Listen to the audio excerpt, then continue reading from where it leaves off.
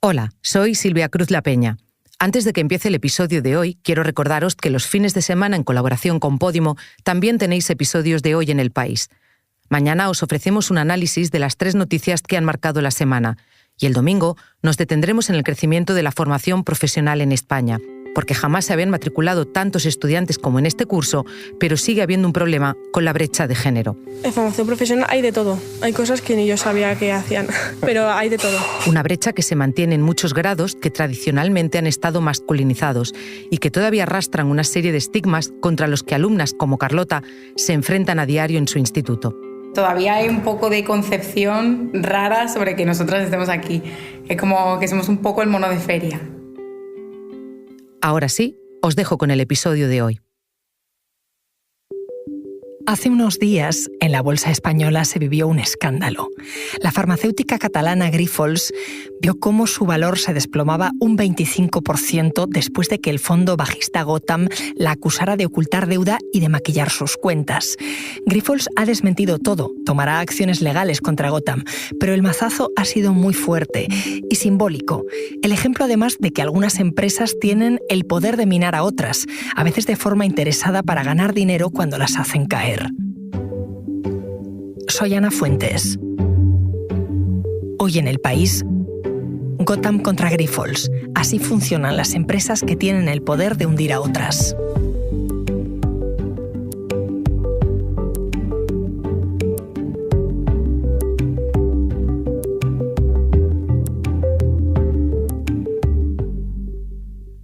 Cristina Galindo es mi compañera de la sección de Economía del País. ¿Cómo andas? Pues con unos días muy movidos por la caída en bolsa de Grifols, que creo que es por lo que estamos hoy aquí. Aciertas. La semana pasada supimos que la empresa farmacéutica española Grifols se desplomaba en bolsa y fue a raíz de un informe de un fondo que se llama Gotham City. Yo quiero que me expliques todos los conceptos que tiene esa frase y después también que me cuentes cómo es posible que un informe de una empresa hunda a otra. Así que lo primero, ¿qué es Grifols? Bueno, Grifols es una empresa farmacéutica catalana que nació hace un siglo como un laboratorio de análisis de sangre y ha ido creciendo hasta convertirse en una gran multinacional, tan grande que está en el IBEX, que es donde cotizan las grandes empresas españolas. Fundamentalmente se dedica a desarrollar medicamentos derivados del plasma de la sangre para tratar enfermedades raras, crónicas, infecciosas, etc. Vale, y decíamos que se desplomaba en bolsa por un informe de un fondo bajista que se llama Gotham City. ¿Qué es un fondo bajista? Es un fondo que está especializado en ganar dinero apostando porque un valor va a bajar en bolsa. Esto parece contradictorio que pueda pasar y que se gane dinero con esto, pero sucede a diario en los mercados y se hace en los mercados, se apuesta al alza, a la baja y casi lo que se quiera mientras esté dentro de las reglas. Recuerda la famosa apuesta de George Soros contra la libra esterlina en los años 90 y ganó un montón de dinero con ello. O sea, apostó a que la libra iba a ir mal y entonces se desplomó la libra y él, como había apostado por eso, ganó, no sé, cientos de millones de libras. Y por último, cuéntame qué es Gotham City Research, ese fondo bajista que ha elaborado el informe sobre Grifols. La verdad es que resulta difícil creer que una firma que no es especialmente grande y que se llama Gotham City, como la ciudad de Batman, sea capaz de hundir a una empresa del IBEX. Pues bueno, Gotham City es una firma de análisis que afirma que busca casos de fraudes en empresas y elabora informes con los que estima cuál es el valor real de esas empresas. Y, de forma paralela, también actúa como fondo e invierte en muchas de esas empresas que analiza. En España, su víctima más sonada hasta ahora era la operadora de Wi-Fi GoWex, que quebró hace 10 años después de que Gotham sacara a la luz irregularidades contables. Vale, ¿y entonces qué ha pasado ahora con Grifols y con Gotham City Research? A las 7:30 de la mañana, Gotham sacó un informe en el que aseguraba que las cuentas de Grifols estaban maquilladas y que en realidad tenía el doble de deuda que realmente dice tener. ¿Qué pasó? Pues en cuanto abrió el mercado hubo unos problemas para casar ofertas de compra y venta porque hubo un colapso y al final, nada, en minutos se derrumbó. Llegó a caer más del 40%. Y eso pasa porque mucha gente que tenía acciones de Grifols, cuando le dicen que tiene más deuda de la que había publicado, venden sus acciones. Sí, es que además en el informe se decía como colofón que la empresa en realidad sus acciones valían cero, que no tenían ni el nivel para ser objeto de inversión. Eso siembra mucha incertidumbre en los mercados, que después de las apuestas es lo que también rige mucho a las bolsas, ¿no? Y mucha gente pues se asustó y vendió. Se evaporaron 2.200 millones de euros en una sola jornada. Me surgen varias dudas. La primera es que si Gotham, como decías, es una empresa que gana dinero apostando a que otras compañías bajen en bolsa y de repente hace un informe diciendo que el valor real de la acción de esa compañía es cero, claro, gana dinero con ese informe, ¿no? ¿No hay conflicto de intereses ahí? A ver, muchas casas de análisis hacen informes e invierten en empresas a diario y esto es un poco práctica habitual en los mercados. O sea, de grandes empresas pues se señalan los valores objetivos de las acciones, son las propias firmas de inversión las que luego apoyan con sus inversiones creer o no en un valor o el valor que creen que tienen. Lo que tiene que quedar claro siempre es que hay un conflicto de interés y que esas firmas están invirtiendo aquí o allá. O sea, hay que como intentar que quede claro dónde están metidas y sobre qué están opinando. En el caso de Gotham, la firma notificó el lunes a la CNMV, que es la Comisión Nacional del Mercado de Valores, es decir, el supervisor de los mercados bursátiles en España, la venta a corto de un 0,57% de Grifols. Para. ¿Qué es la venta a corto? Las posiciones cortas consisten generalmente en la venta de una acción que no se posee, que esto es también un poco interesante. O sea, yo te vendo algo que no tengo.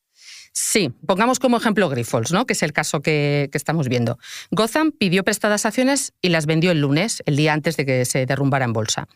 Pedir prestados títulos a otros inversores, normalmente a cambio de una comisión, es una práctica habitual cuando la intención es tenerlas por un tiempo muy limitado. Así, por ejemplo, Gotham dice el lunes que tiene esas acciones y que las va a vender en las próximas horas. Quiere decir que vendió esas acciones que había tomado prestadas a un precio de cotización del lunes. Al día siguiente publicó su demoledor informe y las acciones se desplomaron. En ese momento, cuando caían las acciones, Gotham aprovechó para comprar títulos de Grifols y con esos títulos, ¿para qué? Para devolver a quien se lo había prestado. Pero ¿cuál es la diferencia? Que el precio con lo que los compró el martes era un 40%, podía haber sido hasta un 40%, que es lo máximo que llegó a caer, podía haber sido hasta un 40% inferior al del lunes. Con lo cual vendió unas acciones, imagínate, a 14 euros el lunes y las devolvió costándole solo 8 o 10 euros el martes. La diferencia, de ahí es donde sale la plusvalía y la ganancia de este tipo de fondos bajistas. O sea que hay empresas, fondos que ganan dinero en la bolsa apostando a que a otros les vaya a ir mal. Sí, en la bolsa se apuesta todo lo que tú quieras. Es lo que hacían los protagonistas contra los bancos en la película La Gran Apuesta. Descubrieron que los grandes bancos americanos iban a caer en la crisis de 2008 y apostaron por ello y les salió bien. Pero, y volviendo al caso de Gotham y Grifols, Cristina, si el informe que publica este fondo no fuera cierto, ellos ya se han llevado un beneficio. ¿Esto es legal? ¿O lo tienen que devolver? Bueno, el informe todavía no está claro hasta qué punto es verdad o no, es lo que ahora mismo se está discutiendo. La empresa asegura que todo lo que dice el fondo es especulativo, erróneo y le ha causado un daño muy importante a ella y a los inversores que perdieron el otro día en bolsa. Y por eso ha dicho que quiere emprender acciones legales. Es verdad que en estos momentos la CNMV está requiriendo también a Grifols que cierta información como para aclararlo todo. En todo caso, usar este tipo de derivados financieros como tomar posiciones bajistas es legal y hacer informes también es legal. En realidad lo que no suele ser habitual es que un solo informe cause este revuelo en los mercados de esta forma y tenga este impacto. O sea, todos estamos acostumbrados a leer informes de empresas cotizadas en el IBEX que pueden ser más negativos, pero no cae un valor solamente por eso. O sea, lo que es poco habitual y yo creo que es muy llamativo es que ese solo informe haya conseguido causar ese efecto, ¿no? Ahora me sigues contando, Cristina. Enseguida volvemos. ¿Y detrás de Gotham City, quién hay? ¿Quién es Batman aquí? Pues Batman se llama Daniel Yu. Es un matemático de origen asiático, nació en Nueva York, que fundó esta casa de análisis un poco especial en 2012. Desde que empezó a operar, está especializado en señalar a compañías con problemas de gestión o fraudes contables. Por ejemplo, en el informe del otro día pues estaba encabezado por dos Spider-Man que se estaban peleando, uno era Gotham y el otro era Grifols. O sea, es una firma un poco especial. Durante sus años de vida ha apuntado a bastantes empresas y a veces ha dado bastante en el clavo. Por ejemplo, en el informe sobre Kindle, que es una empresa empresa británica que llegó a perder 1.000 millones de capitalización en unas horas después de un informe de Gotham.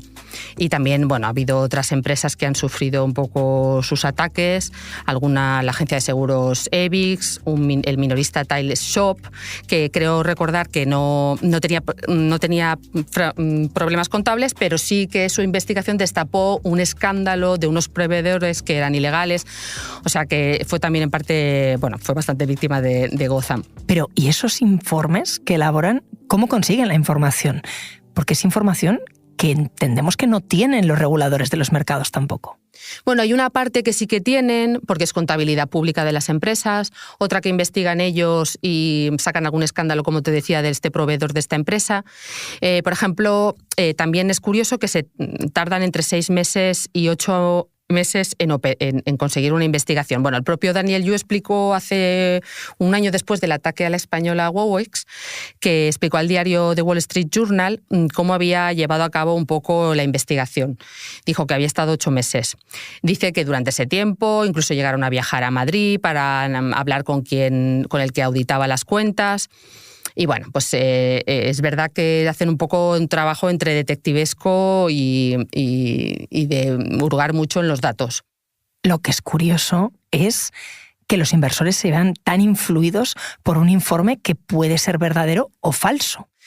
A ver, en la bolsa es todo muy sensible y la duda es lo peor, lo que decíamos, la incertidumbre, la duda y sobre todo el miedo a perder y lo que te pierde por ganar. O sea, es una mezcla entre todo. En el caso de Gotham se debe mucho también a su historial. Es verdad que ya ha acertado varias veces, salían estos días informes que, no sé, se han cogido 12 principales empresas que fueron atacadas por Gotham y se salvaron 3 de ellas. O sea, las otras acabaron de alguna forma u otra afectadas realmente. O sea, que había información verdadera detrás. Pero también ha habido algunos casos que se ha demostrado que era información falsa. Falta ver qué pasa con Grifols. Grifols, como te decía antes, ha negado por activa y por pasiva que eso sea así. Y la CNMV ha insistido mucho en que principalmente hay que creer al auditor. El auditor, que es KPMG, ha dicho que sus cuentas están bien. Pero lo que sí que es cierto es que Grifols, desde la pandemia, arrastra una serie de problemas de deuda que son reales y que en realidad dan un poco base a que a lo mejor algunas partes de ese informe están sostenidas en una base que puede ser cierta. Yo creo que eso es lo que en parte genera dudas. Y poniéndonos en el caso de otras compañías, porque en el de Grifols, como decías, no está nada demostrado. Empresas que Gotham demostró que habían falseado las cuentas. ¿Eso es habitual? ¿Cómo es posible que escapen a los reguladores? A ver, yo creo que lo habitual, o es lo que queremos pensar, las grandes empresas, sobre todo si están cotizadas. O sea, las empresas cotizadas están sometidas a muchísimos controles. Lo habitual es que las empresas no cometan fraude. Bueno, al menos es lo que dice el historial, aunque ha habido algunos casos bastante gordos, como el de Enron, que de hecho supuso la caída de una de las mayores auditoras entonces, que era Arthur Andersen, y Enron era una empresa auditada perfectamente y que se hundió perfectamente y es el mayor fraude corporativo de la historia. Entonces, las empresas están expuestas a muchos controles, pero es verdad que evidentemente hay un porcentaje que se escapan, ¿no? Y para eso se supone que hay otros controles y otros sistemas. No sé si se está debatiendo a raíz de todo esto, del caso Gotham, del caso Grifols, si los sistemas de vigilancia oficiales como la Comisión Nacional del Mercado de Valores son suficientes. Si esto puede suponer, en cierto modo, un fracaso, porque si tenemos organismos que velan por el funcionamiento de los mercados y nos encontramos con estas montañas rusas en el IBEX, por ejemplo. Sí, la verdad es que genera cierta inquietud, ¿no? Que esto pueda ser así. O sea, que tenemos que esperar a ver si la información que da Gotham es cierta o no. Pero es verdad que siempre está el debate de hasta qué punto están las empresas controladas o no y hasta qué punto hay recursos como para controlarlas, porque además, bueno, cada vez es un poco más complicado y con la globalización y los sistemas financieros son cada vez más complejos. Eso en los mercados, pero Cristina, también estoy pensando en la gente, porque al final puede haber pequeños inversores que han visto cómo sus acciones se desplomaban porque la empresa perdía su valor. ¿Esas personas tienen alguna manera de amortiguar el golpe, algún mecanismo de protección? Pues el mecanismo de protección que hay en la bolsa creo que es muy bajo. O sea, quien invierte en bolsa yo creo que tiene que saber que puede ganar mucho dinero, pero que lo puede perder en una semana sin ningún tipo ni de escándalo, ni que se hagan los periódicos. O sea, la inversión en bolsa es muy arriesgada y todos los expertos y los organismos supervisores lo que le dicen a la gente es que tengan en cuenta que solo si saben de bolsa inviertan en bolsa, porque es lo más, bueno, es como, ¿no? Es un poco la selva, quiero decir, que tú apuestas y es lo que tu apuesta salga. No hay mucho, no sé, quiero decirte que para los pequeños inversores es un mecanismo muy bueno para ahorrar, pero que no siempre vas a salir ganando y eso hay que tenerlo en cuenta. Gracias, Cristina. Gracias a ti. Este episodio lo ha realizado José Juan Morales. La grabación en estudio es de Nicolás Chavertidis. El diseño de sonido es de Nacho Taboada. La edición es de Ana Rivera y la dirección de Silvia Cruz La Peña. Yo soy Ana Fuentes y esto ha sido Hoy en el País. Mañana volvemos con más historias. Gracias por escuchar.